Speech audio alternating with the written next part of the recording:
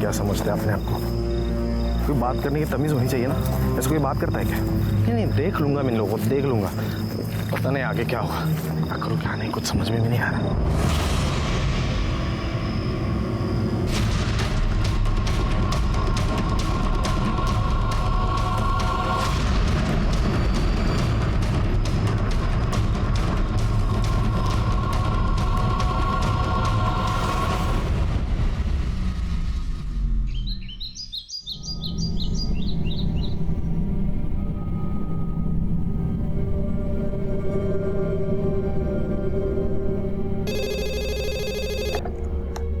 नमस्कार, Chandrapur police station. क्या? कहाँ पे? मुझे एड्रेस बताओ।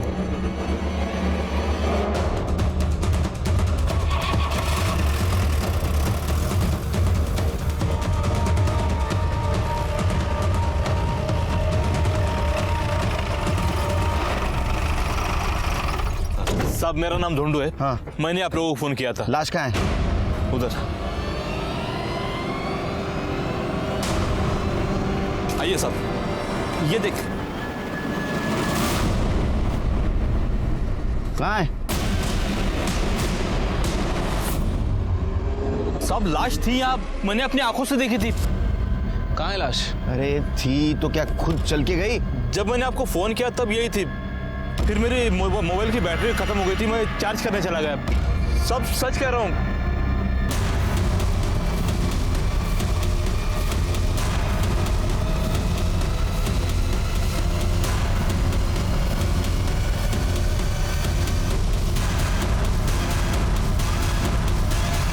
शिरके, जितना खून बहा है उस हिसाब से आदमी का जिंदा रहना मुश्किल है।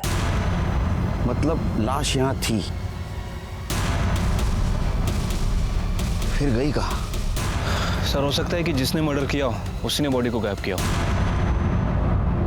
ढूंढू, ये जो जिसकी बॉडी थी, इसकी शक्ल वकल हुलिया वगैरह कुछ याद है? सब जैसे कपड़े पहने थे, गांव का नहीं शहर का लग रहा था। गांव में वैसे भी हम सब एक दूसरे को पहचानते हैं। 25-30 साल का हट्टा कट्टा लड़का था। तब भी शिरके, इसका फोन आने के बाद तुरंत हम यहाँ आ गए और बॉडी गायब हो। इसका मतलब बॉडी गायब करने वाला और बॉडी इधर ही किधर आसपास रहेगा। पूरा एरिया सील कर दो, छान मारो एरिया, अपने खबरियों को काम पे लगा दो। तो बॉडी मिलना बहुत जरूरी है शिरके।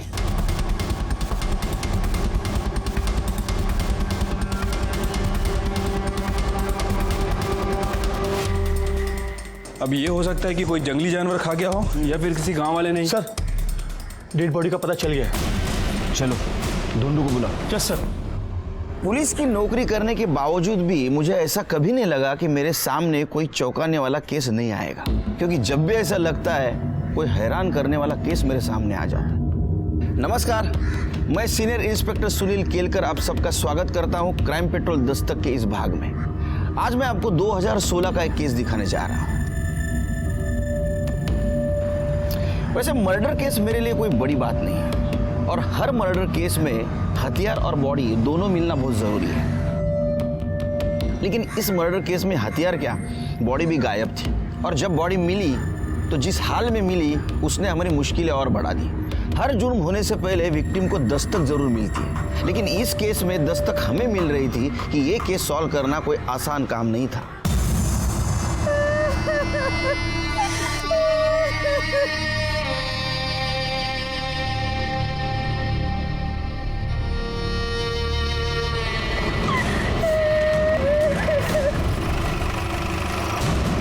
सब यही वो बॉडी है जिसके बारे में सुबह मैंने बताया था आपको।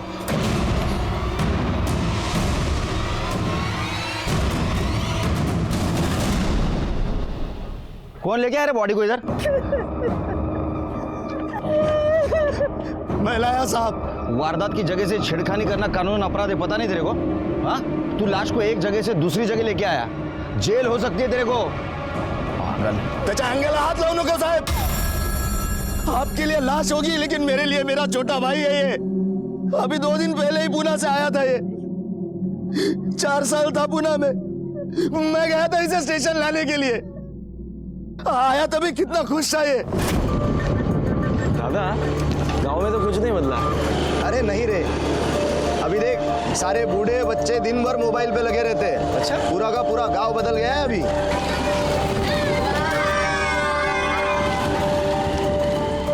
पहचानता ना इसको? ये जो बाइक के पीछे बैठा था, ये दिनू का छोटा भाई ना? बस ये आज भी नहीं बदला। इसका और अपना झगड़ा आज भी चालू है। अभी पिछले महीने में इससे मेरा झगड़ा हुआ था। वो तो बाबा बीच में आ गए, वरना बहुत मारता मैं इससे। दादा एक मिनट, ये गंगे है ना? हाँ वही गंगिया, पगली का भाई। जब से उस पगली ने कुएं में कूदकर जान दी है, बहुत अकेला हो गया बेचारा। छोड़ जाने दे, चल। दादा मुझे मिलना है उससे। गंगा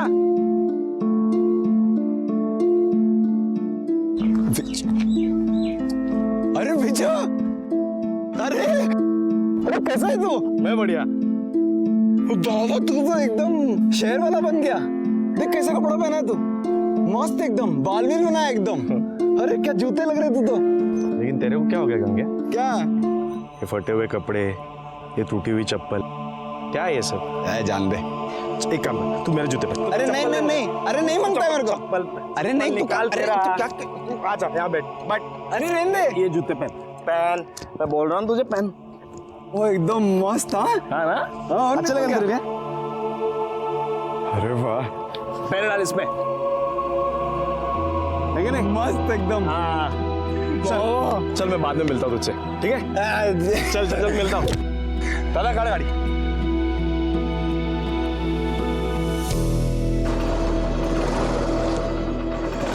दादा अभी तो बताओ क्यों बुलाया मुझे?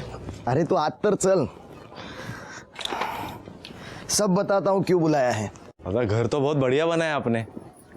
हाँ सब अकेले ने बनाया है, दिन रात मेहनत करके घर बनाया है। सोचा था दोनों भाई मिलकर घर बनाएंगे, पर कोई नहीं, तू भी तो वहाँ काम ही तो कर रहा था। चल।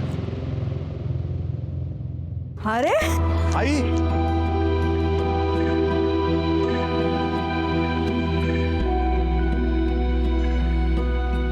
बाबा, ये आपके लिए। अरे बेटा, कैसा है? इतना क्यों लेके आया सबके लिए? आई वो छोड़, ये तेरे लिए। कैसा है बता? छान आहे हा? कोई नहीं, ए तुमच्यासाठी। अरे इसकी क्या जरूरत थी? नहीं जरूरत है। अरे कौन कहता रे विजू शहर जाके सबको भूल गया? देखो तो सबके लिए कुछ ना कुछ लेके आया वो।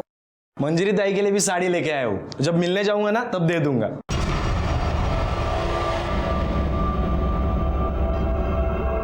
क्यों, क्या हुआ?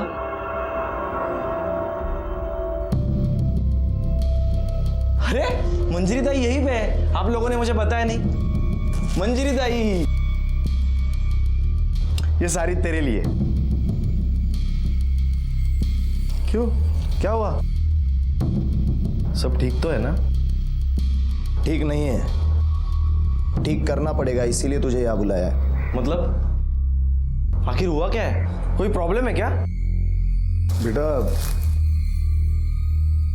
तुझे तो पता है इसकी शादी में दहेज के 5 लाख रुपए देने थे। 3 लाख हमने दे दिए, 2 लाख देने बाकी थे। अब इसके ससुराल वालों ने बोला है कि 2 लाख रुपए दे दो, वरना तब तक इसको यहीं अपने ही घर में रहने दो। ये गया था बात करने के लिए, लेकिन तू जाता है, इसका गुस्सा बात बनाने के बजाय बिगाड़ के आ गया। अब तुम ही कुछ कर लो। बाबा आप चिंता मत करो, मेरे पास अभी 50,000 है, मैं कल जाके उनको दे दूंगा और बात कर लूंगा। नहीं बिजू बेटा, बात पैसे की नहीं है, वो तो हम भी कुछ ना कुछ कर लेंगे। इसके गर्म खोपड़ी से जो बात बिगड़ गई है ना, उसे जाके संभाल के आ। देख तू शांत है, पढ़ा लिखा है, तू समझदारी से बात करेगा तो वो लोग समझ जाएंगे, मान जाएंगे वो लोग। ठीक है बाबा, आप टेंशन मत लो, मैं कल जाके बात कर लूंगा। ताई तू काळजी करू नकोस, मी आहे ना? सारी गलती मेरी है, मैंने इसे भेजना नहीं चाहा था उनके पास। ये बात करने गया था साहब उनसे। ये देखो, देखिए क्या करके रख दिया उन्होंने, कितनी बुरी तरह से मारा है मेरे भाई को। अरे सुलह नहीं करनी तो ना करते, मारा क्यों मेरे भाई को?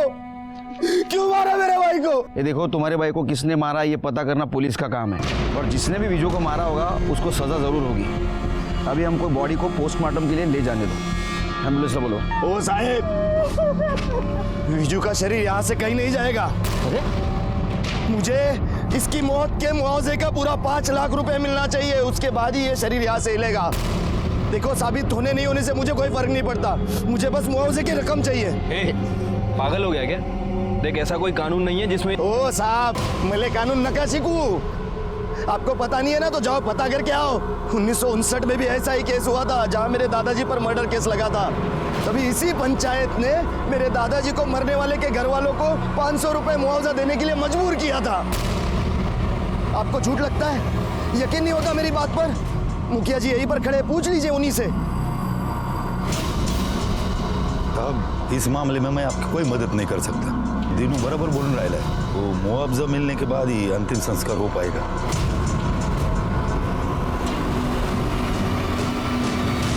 अजीब लोग हैं सर। 2016 में भी पंचायत का कानून चला रहा है। पता नहीं कौन सा 1959 की बात कर रहे थे। शिरके, ये गांव का मामला है, यहाँ हमारे स्टाइल से इन्वेस्टिगेशन नहीं चलेगा। मैं काम करता हूँ, इस केस के रिगार्डिंग डीएसपी साहब से बात करता हूँ, कानूनी सलाह भी लेनी पड़ेगी। तब तक तुम एक काम करो, ये विजू का कॉल रिकॉर्ड चेक करो और मंजरी के ससुराल वालों से भी पूछताछ करो। शायद विजू के मर्डर में उनका भी हाथ हो सकता है। ठीक है सर। 1959 में भी इसी गांव का केस था, जिसमें दलाराम वर्सेस स्टेट में दलाराम को विक्टिम के फैमिली को 500 रुपया मुआवजा देना पंचायत ने तय किया था, जिसे कोर्ट ने भी मान लिया था और उसी के बाद अंतिम संस्कार हो पाए थे। ये केस भी सेम है, तो आपको लॉ के हिसाब से ही चलना पड़ेगा और मुआवजा सिर्फ विक्टिम के फैमिली के कहने से नहीं दिया जा सकता। उसमें सबसे जरूरी बात यह है कि मंजरी के ससुराल वालों पर यह मर्डर का चार्ज साबित होना चाहिए। सर, जब मैं मंजरी के ससुराल पूछताछ करने गया तो वहाँ दहेज का नहीं बल्कि एक नया एंगल सामने आया। साहब, मंजरी के घर वाले झूठ बोल रहे हैं, बकवास कर रहे हैं। अरे भगवान का दिया सब कुछ है हमारे पास, तो सिर्फ 2 लाख के लिए समाज के सामने हम इज्जत गवाएंगे क्या? दहेज मांगेंगे? खोटे बोलता है इतने। नहीं, ये बात सही है कि विजू यहाँ आया था और हमने उसे मंजरी के मायके जाने की असली वजह बता दी थी। असली वजह मतलब उनकी खुद की बेटी मंजिरी।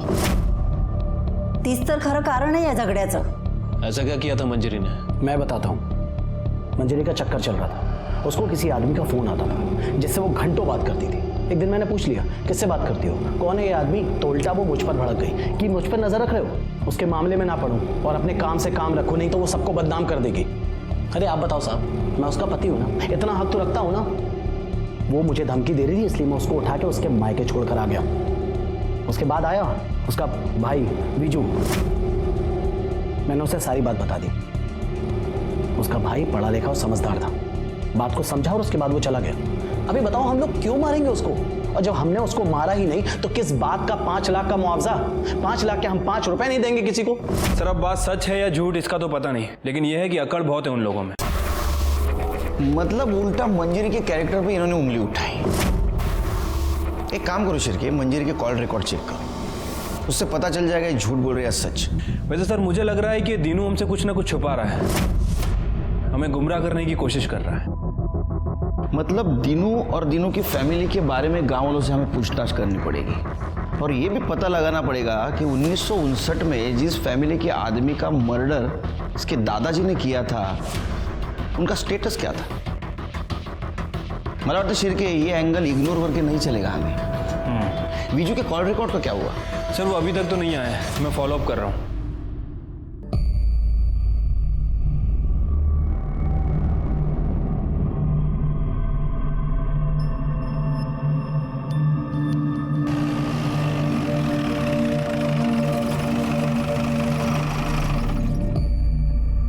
सिरके देखा, उसका भाई मरा है, बॉडी बाजू में पड़ी है और ये पत्ते खेल रहा है। इसको तो बाद में देख लेंगे। चलो मुखिया से बात करते हैं।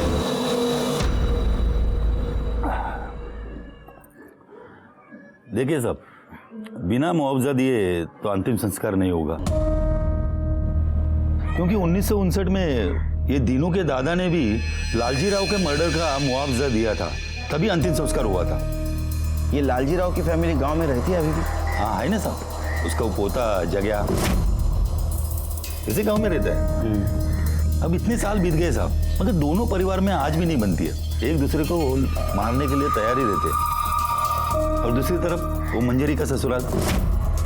अब देखिए साहब, पंचायत ने अपना फैसला उन तक पहुंचा दिया, मगर मानने को तैयार ही नहीं। ये मंजरी के बारे में क्या ख्याल है आपका? नहीं, उसके ससुराल वालों का कहना है कि वो किसी दूसरे आदमी की वजह से उसको मायके भेज दिया गया था। अरे नहीं साहब, मुझे नहीं लगता मंजरी का कुछ ऐसा वैसा चक्कर होगा। साहब अपने गांव की बेटी है, हमने बचपन से देखा है उसे। एक गांव छोटा है साहब, एक दूसरे की खबर रहती है। अगर ऐसा कुछ होता तो मुझे तो जरूर सुनाई देता। साहब मुझे तो लगता है कि ये सब वो दिनू और उसके परिवार की गलती है। गलती मतलब? अब देखिए ना साहब, एक आध आदमी शादी करते समय जात बिरादरी औकात देख के शादी करता है।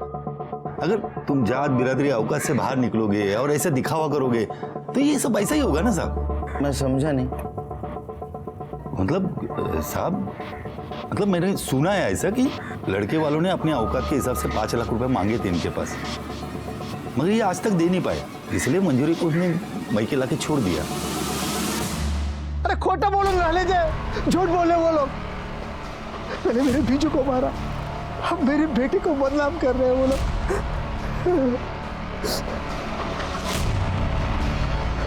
लेकिन मैं छोड़ूंगा नहीं उनको। मेरे बीजू को मारा है ना उन्होंने, मैं मुआवजा लेके रहूंगा, जैसे मेरे बाबा के पास से लिया था।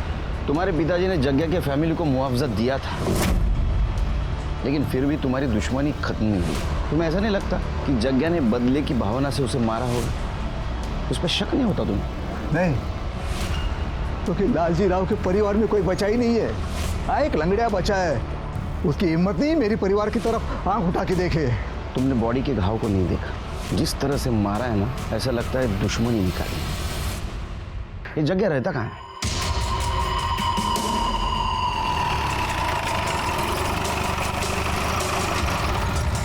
उठा इसको। चलो उठ रे।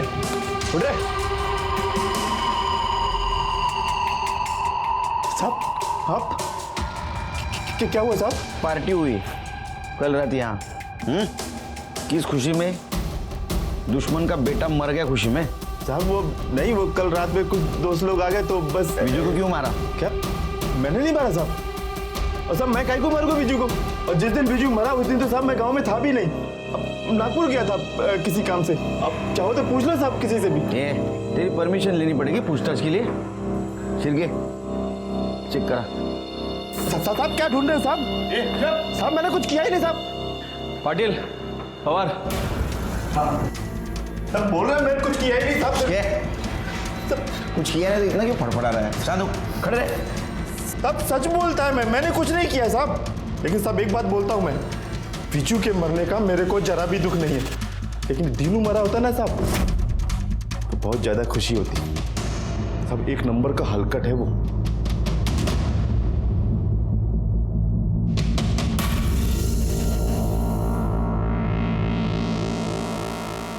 सर कुछ नहीं मिला।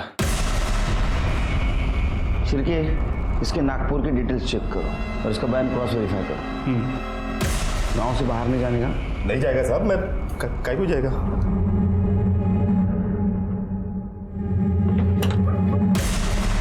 शिरके सर नजर रखो इस पे, तो विजू को मारने का सबसे स्ट्रांग मोटिव इसके पास है।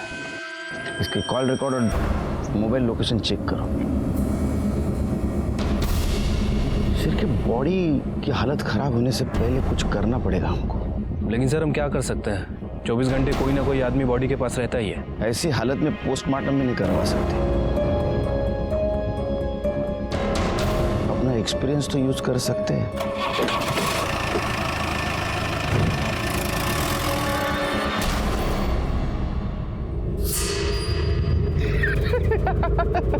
देख देख देख देख देख देख देख कैसा बैठा है।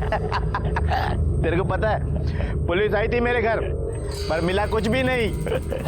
ये साला लाश को सड़ा के बैठा हुआ है, ये सोच के कि मंजरी के ससुराल वाले इसको 5 लाख रुपया देंगे। पता चला 5 लाख तो छोड़, 5 लाख भी नहीं दिया।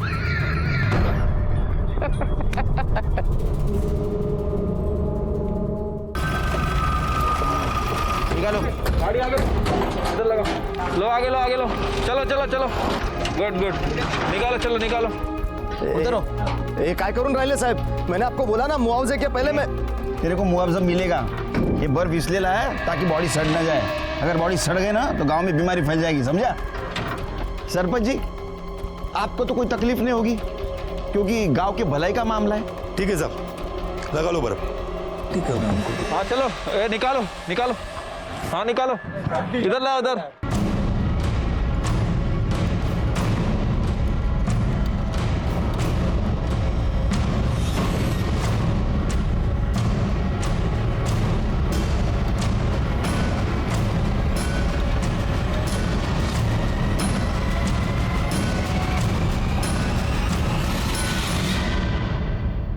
निकालो फोटो। हाँ सर, चलो चलो चलो चलो।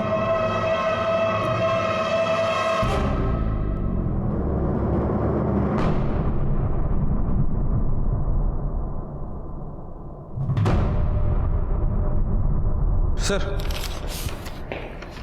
शिरके, ये घाव देख के लगता है कोयते से मारा है और जिस फोर्स से मारा है लगता है बदला लिया है। हो सकता है सर। वैसे इस तरह के हथियार लोग गांव में अक्सर यूज करते हैं, जो खेतों में काम भी आते हैं और जरूरत पड़ने पर हथियार भी बन सकते हैं। नहीं तो मुझे क्या लगता है शिरके, एक काम करना पड़ेगा। Sir, sugar. अरे रहने दे यार, एनर्जी आती है। हाँ तुम क्या बोल रहे थे? सर ये वीजू के कॉल रिकॉर्ड है। इनके हिसाब से गांव आने के एक दिन पहले दीनू ने वीजू को नहीं बल्कि वीजू ने दीनू को कॉल करके बुलाया था। वो हमसे झूठ बोल रहा था सर। झूठ बोलने की कुछ वजह हो सकती है, इसमें दिख रही है वजह? हाँ सर, ये देखिए, ये एक नंबर है जो गांव आने के बाद वीजू अक्सर बात करता था और फोन लोकेशन के हिसाब से वीजू की लोकेशन मंजरी के ससुराल की दिखा रही थी और ससुराल से वापस आने के बाद उसने इसी नंबर पे बात की थी। इस नंबर के बारे में इंक्वायरी निकाली तो पता चला कि पूना का नंबर है और किसी ज्योति के नाम रजिस्टर्ड है। एक और बात सर, ससुराल से वापस आते वक्त उसका फोन रात 8 बजे से सुबह के 5 बजे तक इसी लोकेशन पर था और इसी लोकेशन पे उसका फोन स्विच ऑफ भी हुआ। यानी बैटरी भी तो डाउन हो सकती है। शिरके, दीनू के मुताबिक दोनों भाइयों में बहुत प्यार था। वीजू पुणे में रहने के बावजूद भी फैमिली से बहुत अटैच था, लेकिन कॉल रिकॉर्ड में ऐसा कहीं भी नहीं दिख रहा है क्योंकि बहुत कम बार उसने अपने फैमिली वालों से या दीनू से बात की। लेकिन पुणे के इस नंबर से उसने रोज बात की। पुणे जाने की तैयारी करो शिरके, ये कॉल रिकॉर्ड का चक्कर पुणे में सॉल्व होगा।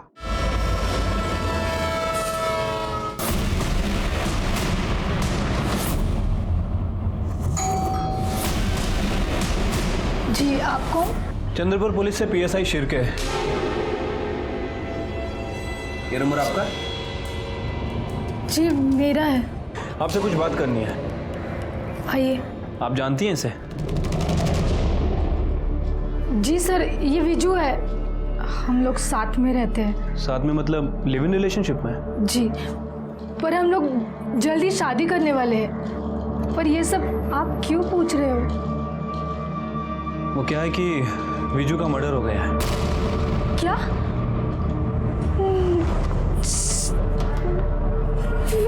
ये कैसे हो सकता है सर?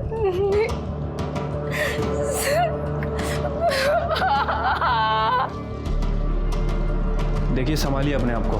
मैं जानता हूँ कि ये सही समय नहीं है आपसे बात करने का, फिर भी विजू के कातिल तक पहुँचने के लिए हमें आपकी मदद चाहिए। गांव में विजू की फैमिली बिल्कुल सपोर्ट नहीं कर रही है, इसलिए आप जो भी विजू के बारे में या उसकी फैमिली के बारे में जानती हैं प्लीज़ बताइए हमें। सर, विजू 4 साल पहले पुणे में आया था।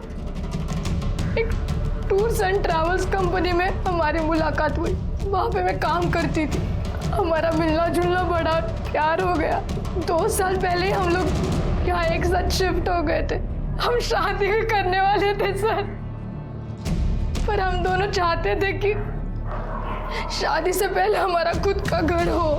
विजू ने कहा कि गांव में उसकी बहुत सारी जमीन है, अगर वो अपना हिस्सा बेच देगा तो यहाँ घर खरीद सकते हैं।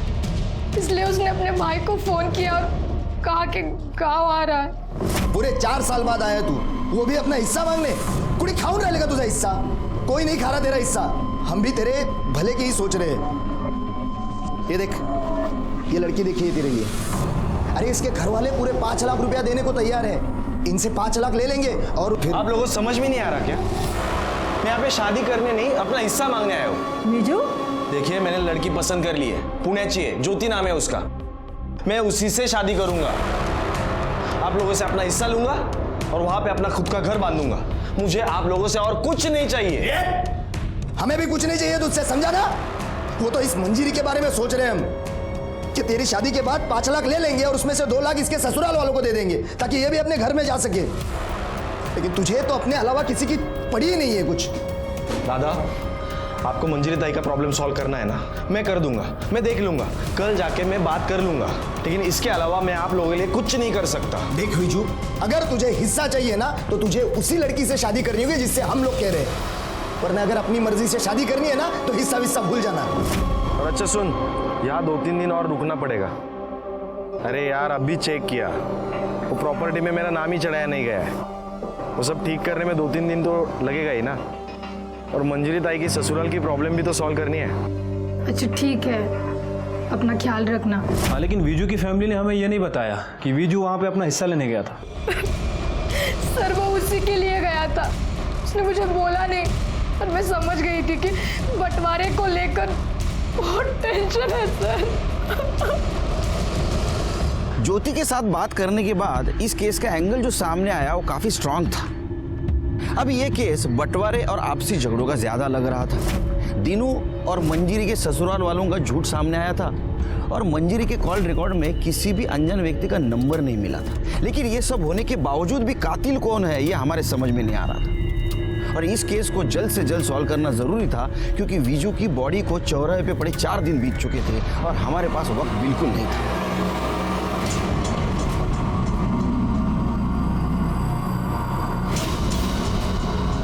अरे नमक ठीक से डालो, नहीं तो चींटियां लग जाएंगी। दीनू चल थाने चल, कुछ बात करनी है तेरे से। विजू का ध्यान रखना, मैं पुलिस स्टेशन होकर आता हूँ। चल। तूने बताया विजू को तूने बुलाया था मंजीरी के ससुराल बात करने के लिए, लेकिन हमें ऐसा पता चला है विजू खुद आया था प्रॉपर्टी के बंटवारे की बात करने के लिए। साहब ये कौन बोला आपको? ज्यादा शाना समझ रहा खुद को, जितना पूछ रहे हैं उतना जवाब दे। हिस्सा मांगा था या नहीं? साहब हिस्से की तो बात ही नहीं आती है साहब। वो तो 4 साल से पूना में है, यहाँ 4 साल से मैं खेती कर रहा हूँ। सारी की सारी रसीद मेरे नाम पे, और आप तो जानते ही है जो खेती करता है उसी के नाम पे जमीन होती है। और ऐसा नहीं भी हुआ तो विजू इतना लालची इंसान नहीं था, उसे पैसों की क्या जरूरत साहब, वो तो अच्छा खासा कमा रहा था वहां पर। जरूरत थी, वो शादी करना चाहता था, उसको घर बनाने के लिए पैसे चाहिए थे, है ना? ओ आत्ता मले समजून राहिले ते पूना वाली लड़की ने आपके कान भरे है ना? आप हो क्या है पूना? नहीं साहब, विजू भी दिन भर उसके साथ फोन पर लगा रहता था। उसे क्या लगता है वो हमसे हिस्सा मांगेगी और हम दे देंगे? एक फूटी कौड़ी तक नहीं देंगे साहब उसे हम। साहब मैं आपसे भी कहता हूँ, इधर उधर पूछताछ करने से कुछ नहीं होगा। आप सीधे मंजीरी के ससुराल वाले से जाकर सख्ती से पूछिए, आपको सब सच पता चल जाएगा, आपका काम हो जाएगा, मुझे मुआवजे की रकम मिल जाएगी और मैं विजू का अंतिम संस्कार कर सकूंगा। तू पुलिस को सलाह देगा, हमें सिखाएगा? हमें पता है क्या करना है क्या नहीं। वो तू सच बता, तेरा हाथ है या नहीं? तेरा अगर इसमें हाथ निकला ना तो तेरा अंतिम संस्कार कर दूंगा। सर मुझे लगता है कि इस दीनू ने सिचुएशन का फायदा उठाया होगा, क्योंकि जिस तरह से इस दीनू का नेचर है, आई एम श्योर विजू के साथ इसका कोई ना कोई बात को लेकर झगड़ा हुआ होगा। और सर दूसरी तरफ है मंजीरी के ससुराल वाले, हो सकता है कि दीनू ने ही विजू को मंजीरी के ससुराल भेजा हो और विजू का मर्डर कर दिया हो। उसे लगा हो कि इस मर्डर का सारा इल्जाम मंजीरी के ससुराल वालों पे आ जाएगा और वो साफ बच निकलेगा। ये शिरके, लेकिन ये दीनू के खिलाफ हमारे पास कोई ठोस सबूत नहीं। उसके खिलाफ अगर हमने कोई कार्रवाई की तो उसके सपोर्ट में जो गांव वाले हैं और जो मंजीरी के ससुराल के खिलाफ है वो सब हमारे खिलाफ हो जाएगा। तुम एक काम करो शिरके, कल मंजीरी के ससुराल के पड़ोसियों से पूछताछ करो, देखो कुछ क्लू मिलता है क्या। शक्कर बहुत कम है, चलो निकलते हैं।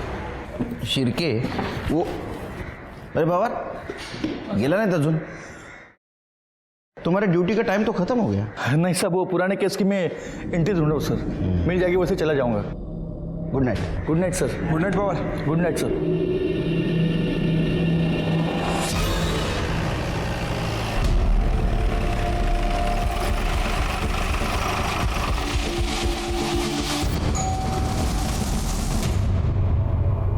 एक मिनट बाहर आएंगे, आपसे कुछ बात करनी है। जी। आपके पड़ोसियों के बारे में कुछ पूछताछ करनी है। ये जो मंजरी और सुशील हैं, इन दोनों के बीच कुछ अनबन चल रही थी क्या? सर, सुशील की शादी के बाद से ही परेशानी चल रही थी। वैसे बहुत बदतमीज लोग हैं सर, पैसे का बहुत घमंड है उनको। इंसान को इंसान नहीं कहते सर। अच्छा, ये मंजरी का जो भाई है विजू, ये आया था यहाँ पे, देखा था क्या आपने? हाँ साहब, विजू यहाँ आया था। उसके साथ भी उन्होंने वैसे ही बदतमीजी किया। तो विजू सुन के क्यों लेगा साहब? वो तो बहुत पढ़ा लिखा था। उसने पलट कर जवाब दिया। भाऊजी मी काय म्हणतो ऐकून आज के बाद कदम मत रखना था। मैं तमीज से बात कर रहा हूँ, आप भी तमीज से बात कीजिए। तू चलना, अभी तमीज अपने पास रख। चल निकल, मेरी बात तो सुनिए प्लीज। निकल जाए यहाँ से वरना जान से मार दूंगा। चल।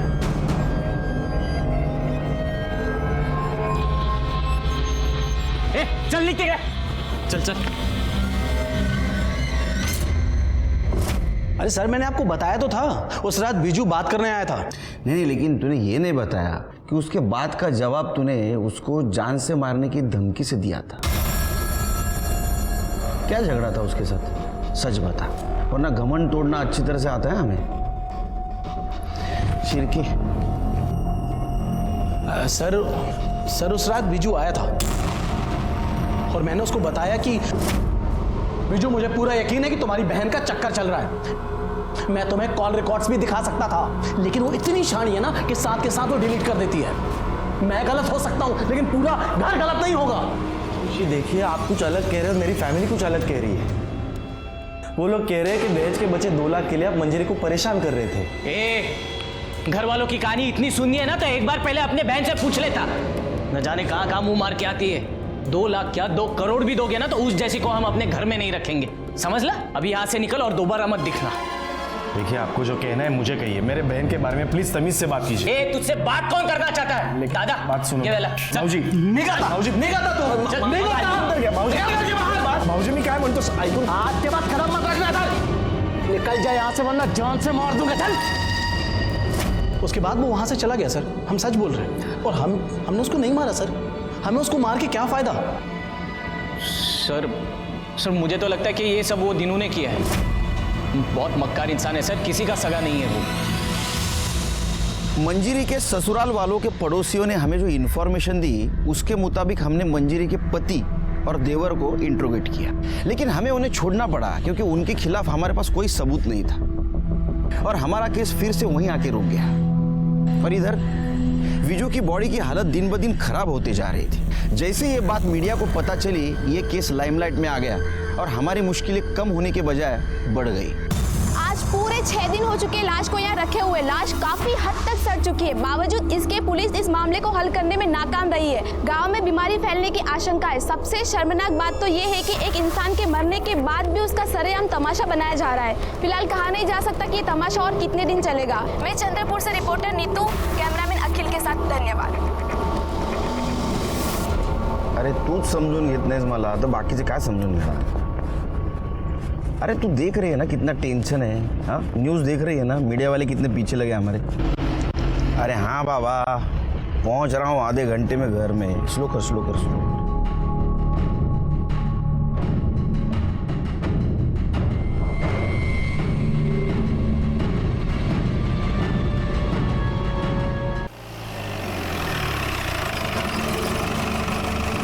जय सर। जय शिरके, कल रात को मैं वो बॉडी के पास से गुजर रहा था तो एक आदमी को वहाँ बैठे हुए देखा मैंने। विजू का भाई भी नहीं था वहाँ, और कल रात कोई नहीं तो इसको पहले से देख रहा हूँ, वहाँ से बिल्कुल 1 मिनट के लिए नहीं हटता है। सर होगा कोई करीबी दोस्त या कोई रिश्तेदार। जैन सर। जैन सर, ये वही रजिस्टर है जो मैं रात को ढूंढ रहा था।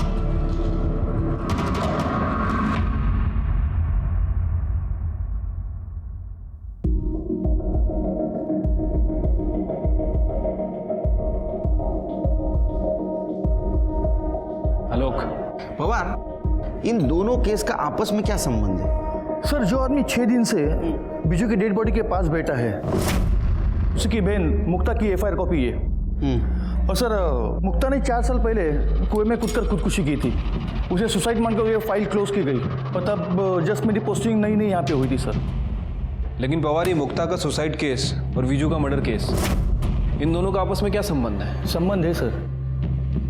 सुनने में आया था कि मुक्ता विजू से प्यार करती थी, उसे शादी करना चाहती थी।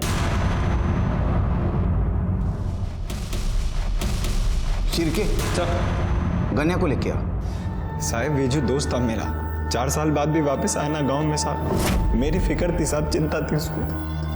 ये देखो साहब, अपना जूता निकाल के दिया उसने मेरे को।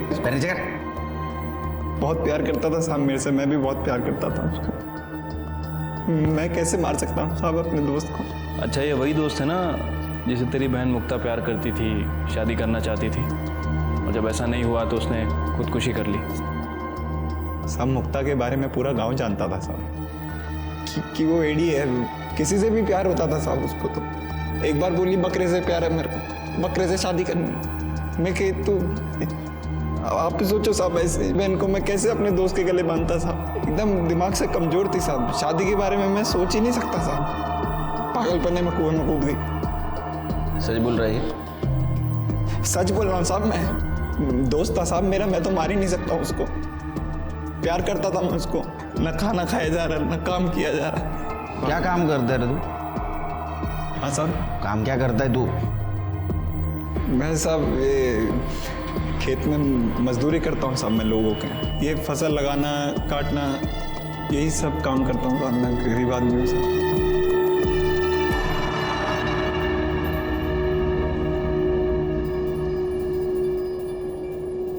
शिरके, विजू को मार के मंजरी के ससुराल वालों को कोई फायदा नहीं था। हाँ, दीनू को जरूर फायदा होता। हो सकता है उसने विजू को मारा हो और इनोसेंट बनने का नाटक कर रहा हो। लेकिन सर, जिस तरह के घाव हमने वीजू की बॉडी पर देखे हैं, उन्हें देखकर तो ऐसा ही लगता है कि उसे बदले की भावना से मारा गया है। और सर, बदला लेने का मोटिव सिर्फ एक आदमी के पास है, और वो है जग्या। हो सकता है कि अपने दादा की मौत का बदला लिया हो। शिरके, ये जग्या से तुम्हारे स्टाइल से पूछताछ करो, और एक काम करो, दीनू का घर और मंजरी का ससुराल अच्छी तरह से छानबीन करो। वो मर्डर वेपन मिलना बहुत जरूरी है हमारे लिए। ठीक है सर। अगर वो नहीं मिला तो फाइल बंद, और हमारे रेपुटेशन के लिए अच्छा नहीं होगा। पवार, पूरे घर की तलाशी लेना, एक एक खोना, छोड़ना नहीं कुछ भी। अरे आप लोग कहाँ जा रहे? तलाशी लेनी आपके घर की। आप ऐसा कैसे कर सकते हैं? पवार, पाटिल मैडम।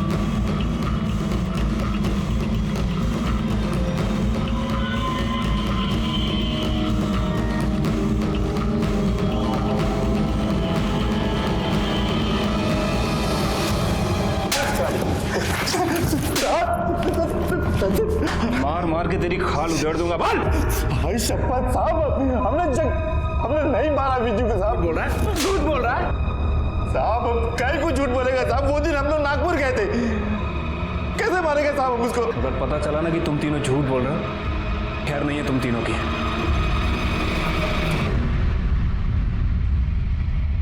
देखिए, हमें हमारा काम करने दीजिए। आप बैठिए यहाँ पे। अरे साहब, क्या कर रहे हैं? कुछ नहीं मिलेगा साहब, सुनो मेरी बात। अरे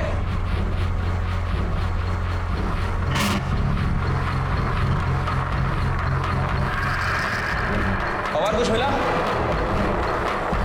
नहीं साहब, कुछ नहीं मिला।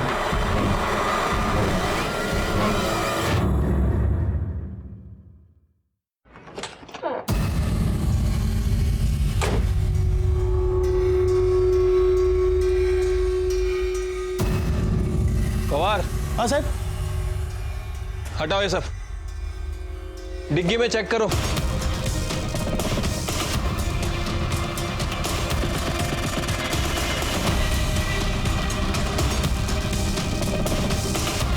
कुछ मिला? नहीं साहब, गाड़ी में कुछ नहीं मिला।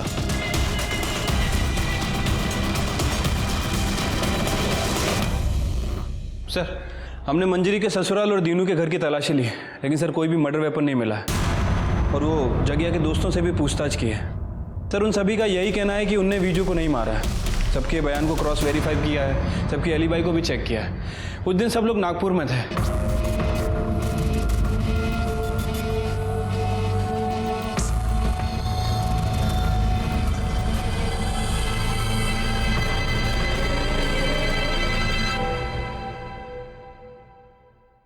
शिरके, इसके घर की तलाशी लो। गंगा का कहना था कि वो विजू का बहुत अच्छा दोस्त है।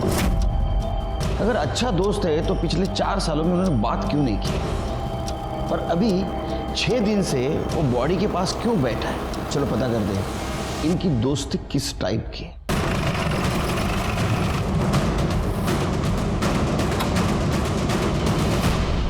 शिरके, घर का हर कोना छान मारो। पवार उधर जाओ।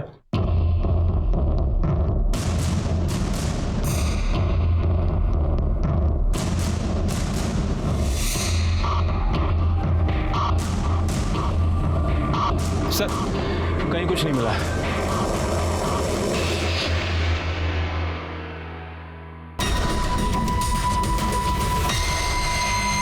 अरे नमक ठीक से डालो नहीं तो चींटियां लग जाएंगी।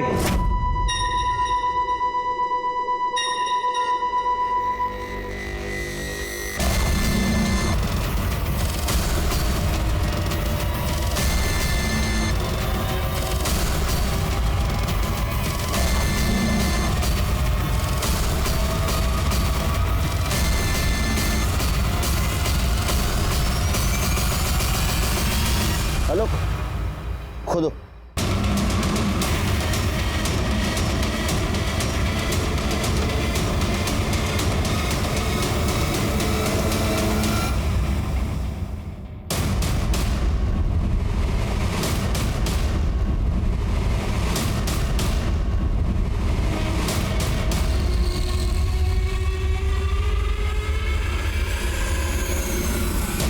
मैंने क्या बोला था शिरके? इस दोस्ती में कुछ झोल है। अरेस्ट करो इसको। उठाओ। चल चल चल चल चल।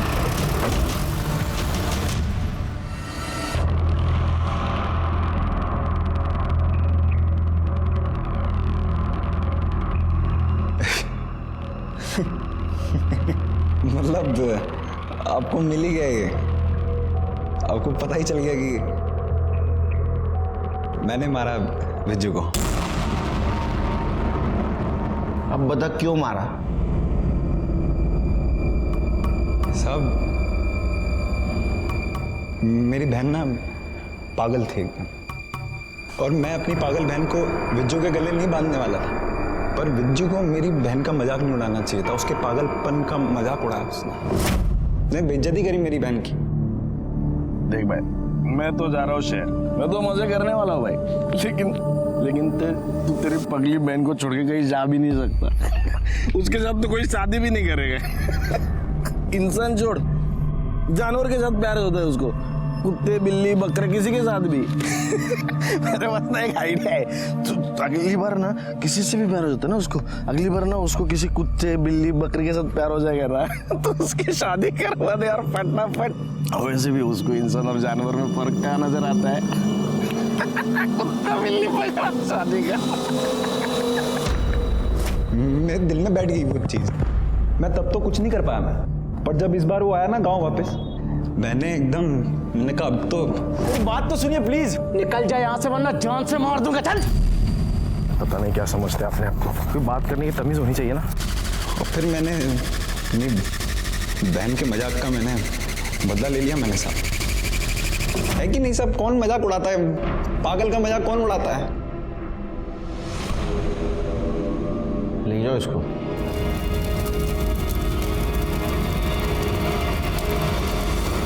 एक चींटी हाथी को भी नचा सकती है, कहावत तो सुनी होगी आपने। हमारे इस केस में इन चींटियों के सहारे हम कातिल तक पहुंच सके। ये केस कॉम्प्लिकेटेड इसलिए था कि कातिल हमेशा हमारे नाक के नीचे था, लेकिन उसे हम पहचान नहीं पा रहे थे। ना तो खुद को छिपाने की कोशिश कर रहा था, ना तो भागने की। गंग्या को विजू को मारने का बिल्कुल अफसोस नहीं था। उसे लग रहा था कि उसने अपने बहन का बदला लिया है, लेकिन ये बात उसके क्यों समझ में नहीं आई कि उसकी इस बदले की भावना ने विजू को ही नहीं तो उसे भी खत्म कर दिया था। हर जुर्म होने से पहले दस्तक जरूर मिलती है, लेकिन उसके तरीके अलग अलग होते। जैसे इस केस में हुआ, विजू को दस्तक जरूर मिली थी, लेकिन उसने सुना नहीं। उसने एक पागल मासूम लड़की की उसके ही भाई के सामने बेइज्जती की थी, जो सही नहीं था, और इसकी कीमत उसे अपनी जान दे के चुकानी पड़ी। मैं सीनियर इंस्पेक्टर सुनील केलकर आप सबसे विदा लेता हूं। फिर मिलेंगे अगले एपिसोड में। तब तक के लिए सतर्क रहिए, देखते रहिए क्राइम पेट्रोल दस्तक। मकसद बताना नहीं, बचाना है। जय हिंद।